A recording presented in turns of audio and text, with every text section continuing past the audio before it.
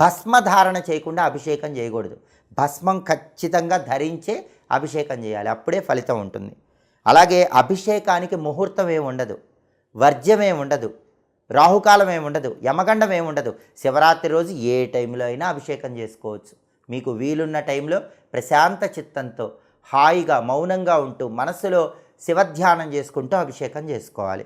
అలాగే అభిషేకం చేసేటప్పుడు ఆ శివలింగం ఉంచినటువంటి ఆ పీఠం మీద పూజా ద్రవ్యాలు కానీ, గంధం పాత్ర కానీ, బెల్లం ముక్క కానీ, కొబ్బరి ముక్క కానీ ఇలాంటివి ఏవి ఉండకూడదు. మీరు బెల్లం డబ్బా కానీ, కొబ్బరికాయలు కానీ, గంధం పాత్రలు కానీ, పూజా ద్రవ్యాలు కానీ వేరే పక్కగా కింద పెట్టుకోవాలి, కానీ శివలింగం ఉంచిన పీఠం మీద మాత్రం ఉంచకూడదు. ఈ నియమం పాటిస్తూ అభిషేకం చేసుకోవాలి. అలాగే అభిషేకం చేసిన తర్వాత శివుడికి ధూపం వేసినా, లేకపోతే శివుడికి కర్పూర హారతి ఇచ్చినా ఖచ్చితంగా గంట మోగించాలి.